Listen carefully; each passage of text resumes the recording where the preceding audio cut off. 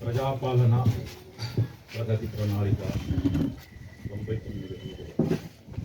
99 రాష్ట్ర ప్రభుత్వం మరియు ఈ కార్యక్రమంలో నేటి వేదికను అనుసరించిన పెద్దలు గౌరవనీయులు మిత్రులు డాక్టర్ సంజీవ్ రెడ్డి గారు మరియు కమిషనర్ ప్రశాంత్ మేడం గారు మరియు ఇంతకుముందు చాలా చక్కగా వ్యవసాయం గురించి చెప్పిన ఏడి నూతన్ కుమార్ గారికి మరియు డాక్టర్ అరుణ్ గారికి మరియు మన మండల అధ్యక్షులు తాయర్ గారికి మరియు కౌన్సిలర్లు మైతాబ్ గారికి వివేక్ గారికి లక్ష్మణ్ గారికి సురేఖ గారికి ముంతాజ్ గారికి షారుఖ్ ఖాన్ గారికి గోపాల్ రెడ్డి గారికి శంకర్ శెట్టి గారికి మరి ఇతరత్ర మన్సూర్పూర్ గ్రామ పెద్దలకు మహిళా సోదరిమణులకు మరియు నా అన్నదమ్ములకు అందరికీ మీ హృదయపూర్వక నమస్కారాలు తెలుసు. ఈ కార్యక్రమం చూస్తూ ఉన్నారు.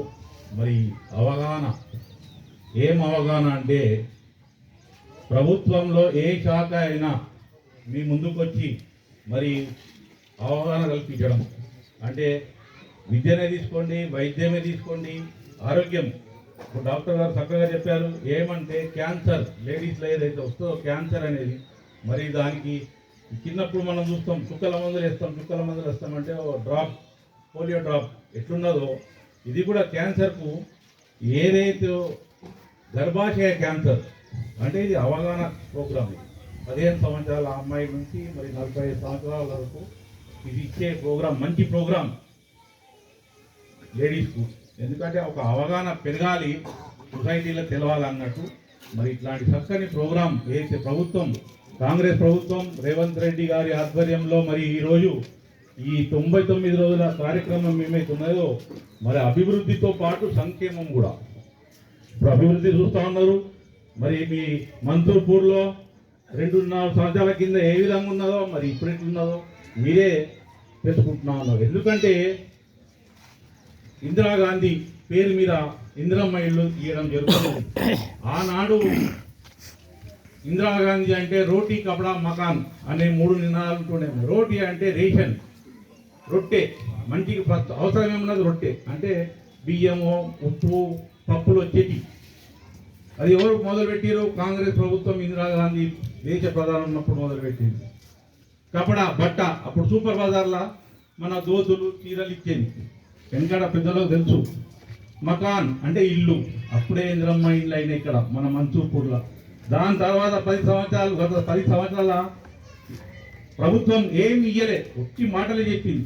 లక్షల కోట్లు అప్పులు చేసింది, దగ్గర 8.5 లక్షల కోట్లు అప్పు చేసింది. మన ప్రాంతాన్ని కూడా వచ్చేయమని చెప్పారు. మంజిరా మీద మేము ఒకటి డ్యామ్ కడతాము, లేకుంటే లిఫ్ట్ ఇరిగేషన్ స్కీమ్ నుంచి 1,00,000 ఎకరాల నీళ్ళు తాపుతామన్నారు. మరి తాపిరా? 1 ఎకరా మంది తాపిరా? తాగడానికి మంచి నీళ్ళు కూడా లేవు. మిషన్ భగీరథ తెచ్చి, మిషన్ భగీరథగా మొదలు మనకు నీళ్ళు రాపో. భగవంతుడు మనకు వర్షాలు ఇచ్చాడు. ఏ ప్రాంతం ఆ ప్రాంతాల్లో వర్షాలు. నిన్ననే చూసినాం, మంచి వర్షం పడ్డది. వర్షం, మనం వర్షం ఎక్కడి వర్షం అక్కడ మనము ఆపితే మన భూగర్భ జలాలు పెరుగుతాయి.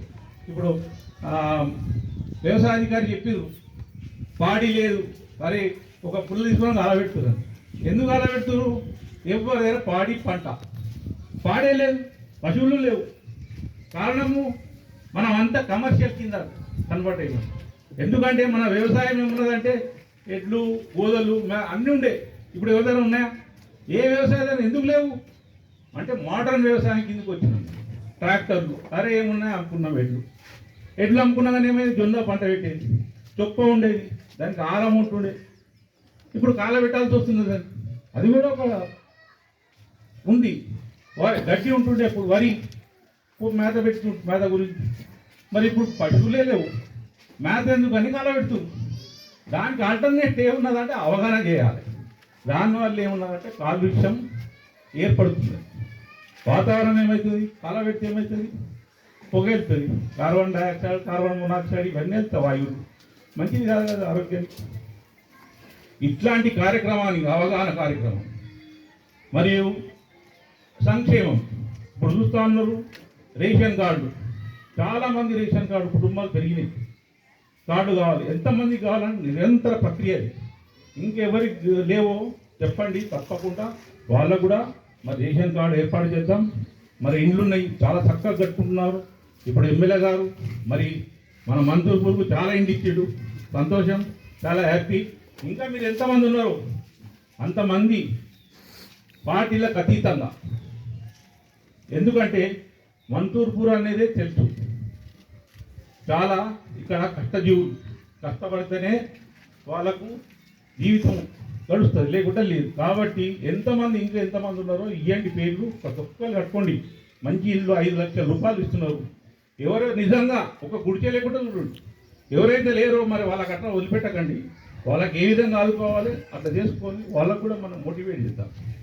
సరే పైసలు లేవు వాడు కట్టలేడని కాకుండా ఫస్ట్ ప్రియారిటీ ప్రభుత్వం, కాంగ్రెస్ ప్రభుత్వం ఏమంటుంది, గుడిచే లేని రాష్ట్రం తెలంగాణ ఉండాలి అంటే మనం మోటివేట్ చేయాలి, అవగాహన చేయాలి. వాడికి అవుతాడు, వానికి పైసలు వెళ్ళాయి, వానికి కడుపుకెళ్ళేదంటే మరి ఏ విధంగా చేయాలి, ఆ విధంగా మనం ఆలోచన చేద్దాం.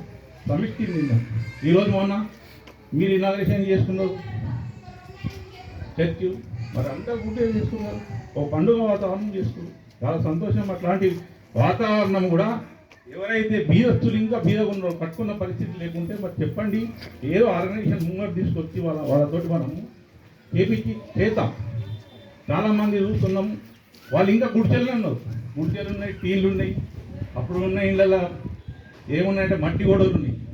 వాళ్ళకు కూడా ఏమున్నా అంటే ఆదుకుందాం, మనం అందరం కలిసి ఆదుకునే కార్యక్రమం ఇది.